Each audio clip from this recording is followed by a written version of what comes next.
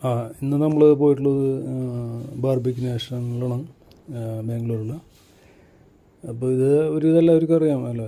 Barbecue nation എന്ന് പറഞ്ഞാൽ ഇപ്പോൾ ഒരു പുതിയൊരു റെസ്റ്റോറൻറ്റ് എന്നല്ല, ഇത് കുറേ നാളുകളായിട്ട് ഉള്ള ഒരു റെസ്റ്റോറൻറ്റ് ചെയിനാണ്. ബേസിക്കലി നമുക്കിവിടെ വന്നു കഴിഞ്ഞിട്ടുണ്ടെങ്കിൽ ഒരു അൺലിമിറ്റഡ് ആയിട്ടുള്ള സ്റ്റാർട്ടേഴ്സും പിന്നെ ബുഫയും അവൈലബിൾ ആണ്. അപ്പോൾ സ്റ്റാർട്ടറിൽ നമുക്ക് മെയിനായിട്ട് കിട്ടുക ചിക്കൻ കാല്, പിന്നെ പ്രോൺസ്, ഫിഷ്, ഇതൊക്കെ ബാർബിക്യൂ ചെയ്തിട്ടുള്ളവർ കൊണ്ടു വയ്ക്കും. അത് നമ്മൾ കഴിക്കുക. അതിന് ശേഷം നമുക്കിപ്പോൾ ഡിസേർട്ട് ഉണ്ടാവും, അല്ലെങ്കിൽ ബുഫേ ഉണ്ടാവും. അത് സാധാരണ നോർമൽ ബഫറ്റ് നമുക്ക് ഏത് റെസ്റ്റോറൻറ്റിൽ കിട്ടണമായിട്ടുണ്ടാവും. അപ്പോൾ അതിനകത്ത് ഒരു 1000-1200 രൂപയായിരിക്കും ഒരു ലഞ്ച് അല്ലെങ്കിൽ ഡിന്നറിന് നോൺ വെജിന് വരിക സാധാരണ. വെജാണെങ്കിൽ ലേശം കുറയും.